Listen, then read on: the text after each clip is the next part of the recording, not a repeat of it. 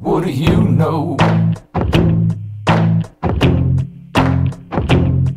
What do you know?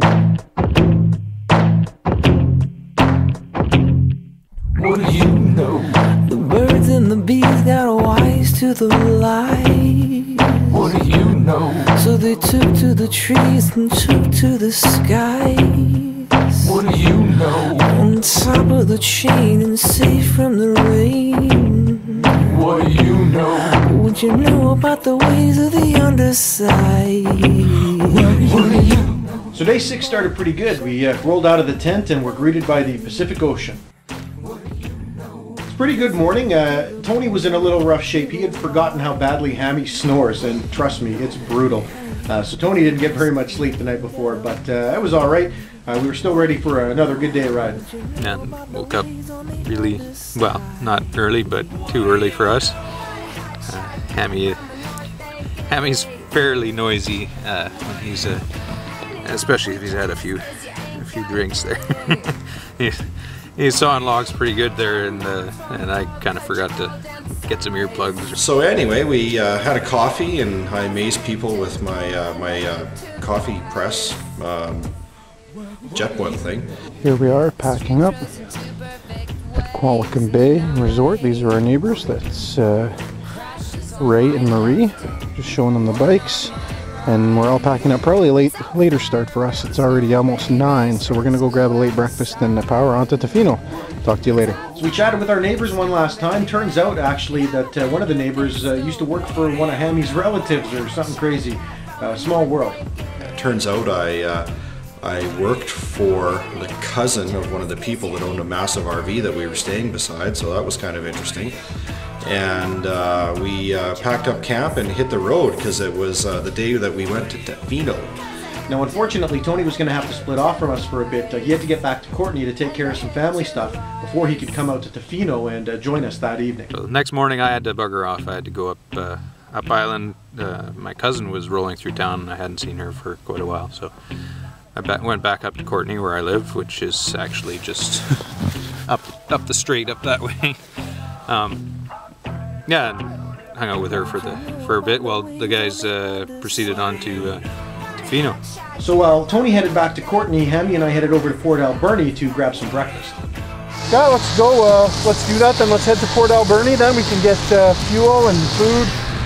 Replace the GPS mount. Pretty much shit, whatever we want to do. All right, awesome. We headed down, over to Port Alberni, and made for a place to find some breakfast and coffee.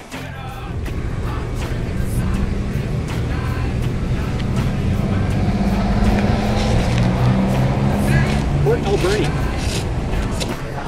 Hammy's going for the high score in Tetris here. Being a couple of born and bred prairie boys, we were determined to take advantage of the fresh seafood wherever and whenever possible. All right, there is the West Coast Eggs Benedict with shrimp and salmon, and Jeff is having the seafood Benedict. Crab and shrimp. Crab and shrimp. Also, while in Port Alberni, I decided to try and track down a replacement mount for my GPS. I had busted mine off in Nanaimo the day before. So Jeff's just off to a marine shop up the street. He's gone to pick up hopefully a RAM mount for his GPS. This is what our GPS is sit in. I have a similar one on my bike, but you'll notice here basically it's broken off where the GPS actually clips in here. So it would just, his GPS, if it was in this, would just rattle around and out. So he's gone to hopefully pick up a RAM mount over there, and he's been gone a few minutes now, so hopefully he's having some luck, and he's getting stuff sorted out. So we got that on the go in Port Alberni today. I had kind of juried up a temporary solution with a few zip ties, but I only had a limited number of zip ties, and I needed to get the GPS off to charge the batteries. So after checking 4 or 5 places in Port Alberni for a GPS mount with no luck at all, I just decided instead I'd buy a 50-pack of zip ties. I didn't tell Jeff, but my bike had a pretty horrible vibration in it yesterday when I was riding out of Nanaimo. So we had done a sort of a quick and dirty chain lube Downing Provincial Park where we camped the other night, and that helped a little bit. And but I was still getting kind of a slightly unsettling vibration, so I stopped a crappy tire yesterday and bought a can of generic chain lube, and I gave the chain a real good lubing to the point where my bike is pretty disgusting from it. And but it made all the difference in the world. The vibration is almost entirely gone, so I'm going to lube it up again tonight, and hopefully all that gravel that's worked its way into my chain is going to hopefully be out of there, and things will be back to normal. So we had a quick check over on the bikes there one last time before heading off to hit the Pacific Rim Highway. Now, I've been on this highway before, but only ever in a rented Ford station wagon SUV type unit, and it was you know, even then it was kind of a nice ride, and a lot of good drive. And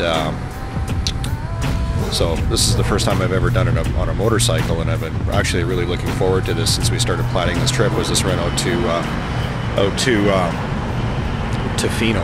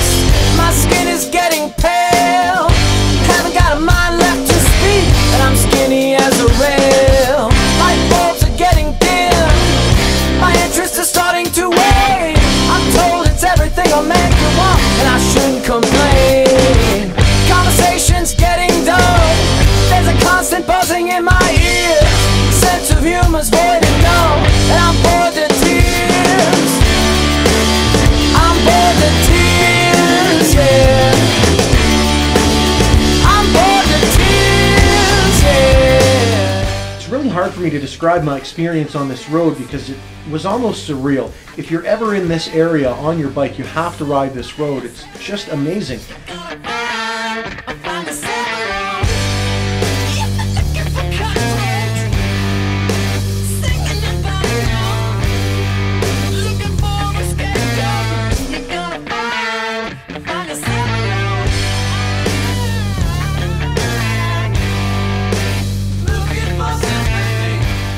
Kind of an interesting day for me because I was in a strange mindset. I've been thinking a lot about Clayton Schwartz at the time, and I don't know how many of you know Clayton, or know of Clayton, I should say. Clayton, his screen name at ADV Rider was Ozymandias.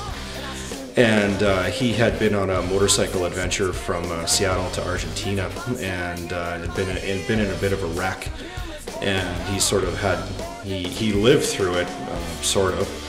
And his message was sort of kind of like a ride safe message after that, and sort of took it to heart, and maybe too much so that day. And sort of had a motherly speech to Jeff, and like, hey, this is a dangerous road, blah blah blah. I kind of felt like a knob in retrospect, but.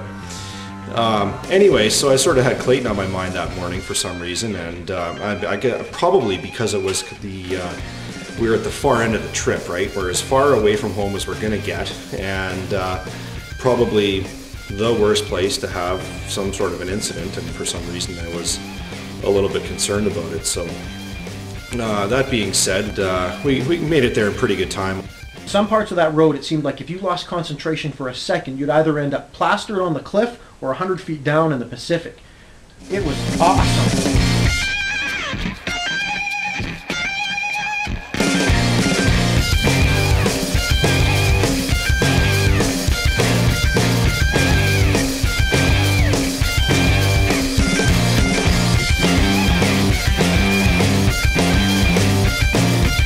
Unfortunately, the ride had to end eventually, and it did on the west coast of the island. We marked the occasion by taking a picture at Incinerator Rock. This was the furthest west either one of us has ever ridden.